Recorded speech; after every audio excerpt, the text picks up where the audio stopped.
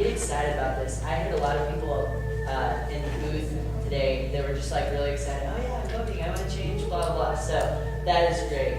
And speaking of booths, I am sending the booth sign up around because it hasn't been getting attention in the ASUN office. Matt Camp worked 6 hours this week already, so props for him. And we need other people to step up in these next couple days. Even if you can only work for a half an hour, please do so because we just really need to get the word out there. Grilling tomorrow, President Solomon hinted to that. There will be grilling and we'll need help tomorrow.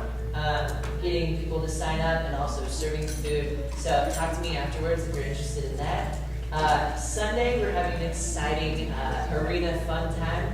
We will be chalking outside the Union and creating banners for the Greek houses. So time to be decided, but if you're interested in helping, come and talk to, we're going 6 o'clock, I'm getting the word. So 6 o'clock Sunday, if you can be there, come and help out.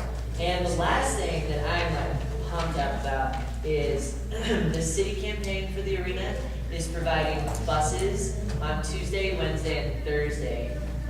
And we went to Selleck and HSS last night, and I'm going to Nightheart with Patrick, the head guy of the arena, tonight. And then a message was sent to all presidents of fraternities and sororities. And so the word is out there. Today I heard 3 girls from 3 different sororities say, yeah, we're going together to vote. So spread the word about these buses. They'll be running from 1 to 4:30 next week from on Tuesday, Wednesday, and Thursday. So they will be parked outside of Theta, and they will be taking students to the Election Commission office where they can change their registration and vote at the same time. So just pump people up because we're like in the mad dash, and this it could be a really close election. We could make a difference. So I'm excited about this and help out in any way you can. So thank you. President Solomon? What time is your meeting on Fridays? 2:30. Thank you. GOC Chair Carp will now have a report from FCLA Chair Sharman. All right. Hello, everyone. For those of you who don't know me, I'm David Shani. I'm the FCLA. Hannah Potter and I met this week to talk about some kind of more precisely defining the role of FCLA. And so we're looking at that for next year, and we're open to any suggestions or ideas that you have. We'll be meeting with President Solomon later, hopefully before the semester ends, to discuss that with him. And then for the rest of my report, I can go to outgoing FCLA chair. Okay, I'm sorry, I'll make this short, but I just kind of wanted to recognize some of the stuff that the FCLAs have done in the past year. It's been quiet a lot of times about it, but they started off by sending some letters to soldiers in Iraq through the Any Soldier program. So they created a 2-week fundraising event for the Haiti relief program through the Red Cross. They put together some great advertising products, bigger roadshow. We had a great retreat at the Ponies. We had a team at Relay for Life. We volunteered at the Mullen Center, began work. The whole is an internal vice president's project to increase communication on campus. Work with UNL's Blackboard pages. And also started the ASUN to-do list. And they've also began working a lot of stuff for the homecoming parade in the fall. I cannot talk tonight. But along with that, I just want to say thank you for anyone who got to spend some time with them because of your inspiration and all the work that you do has encouraged a lot of them to get more involved and just encourage them to stay academically on top of their game. We had 2 FCLA members recognized as board notables, 2 awarded with the Innocence Freshman Scholarship, 2 FCLAers active in FFA, 1 winning an award on the national level, and 1 just starting his year as a state officer. 1 FCLAer has been accepted early to UNFC's special program. Then we have the new CFA chairs, an old FCLAer, new AFAC chair, another member of AFAC, 2 new senators, members of Arts and Science Advisory Board, and many, many other things that I won't mention. But thank you, and please continue to encourage them to stay involved, because I'm so proud of them. So thanks for our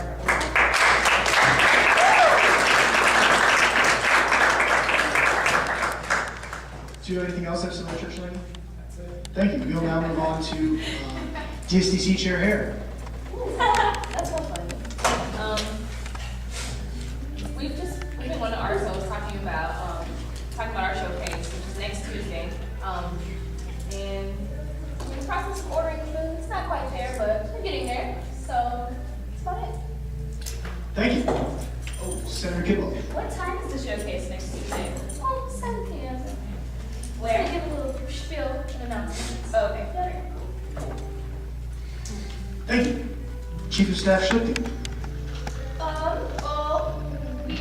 I'm currently working on getting stuff transitioned for 475 Ride. I'm going to be taking over the administration of that service, sending out letters, letting people know when they're using the service or put on the unfunded ridership list, and dealing with corresponding with people who are confused about that. 475 Ride, as of 9 a.m. this morning, now has its own Gmail account. So if you'd like to email 475 Ride, that's 475ride@gmail.com. And yeah, we're just working with Aaron Larson on getting that stuff transitioned and doing everything else that's going my way. So that's all I have. And if you have any questions about 475 Ride, please feel free to talk to me because it's my life now.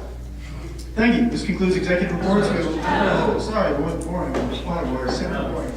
Point of order. Did we discuss the chief of staff at the table? Just curious. President Solomon, would you like to address the question? Yeah, I'd love to address it. Actually, it's a funny thing. There's a really, really vague definition of who's allowed to be disabled.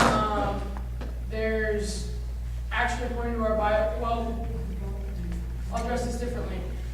There's no precedent with saying who can be around the table and who has rights to speak. In fact, years and years and years ago, Marlene told me that the execs were never allowed to speak. They would sit on the sides and they were never recognized or anything like that. And they decided that wasn't worth the moment. So what it was is a decision among us saying that we thought this position operated best in a capacity where they could speak on their own and for themselves. I think that the chief of staff will be doing things that they themselves will only have the information on. As far as some of the intricacies, for example, this year's 475 Ride, they should be allowed for information and other purposes the opportunity to speak. And that was my rationale behind that. May I ask you a question? Senator Boring. I guess it's just a concern because when the bill was created, it was specifically mentioned by the writer of the bill that one, the chief of staff wouldn't be at the table, two, the chief of staff wouldn't have information different from what the president had, and yeah, that's why I don't have a personal problem with it. It's just it directly goes against what was. Is there a question? Yeah, I was wondering if you could address that. I wasn't here for the debate. Brian and I differ on our opinions as far as this position goes and its speaking capabilities. And I would also say that there's inevitably going to be some information that I don't get when I assign a program like 475 Ride to a chief of staff position. I think in order to operate effectively, it's important that we set, I guess, a standard that they're allowed to give them the opportunity to speak on their own free will. That's just my rationale behind this. That was the question. This concludes executive reports. I will now move on to committee reports. Academic Committee Chair Frazee. All right, thank you. The academic committee met yesterday. We went over a couple of things. One of which was our goals and projects that we want to be attacking for the remainder of this year and next. We have a list of them that I won't do with them tonight. But also we were dealing with some weekly complaints and also dealing with how to interpret the policy as far as how chapter tests fall with that. I was informed by Marlene that chapter tests are considered like homework within the policies, so they're not an examination. So still be looking into that. Then finally, wasn't necessarily under the academic committee's realm, but the undergraduate bulletin, the online version for next year was done yesterday, and it's looking very, very clean and very useful. So. Thank you. We will now move on to campus life. Chair Schlach. Yes, thank you. We're actually going to have our first meeting this Friday, so I don't have anything really to say. It will be at 3:30 in the ASUN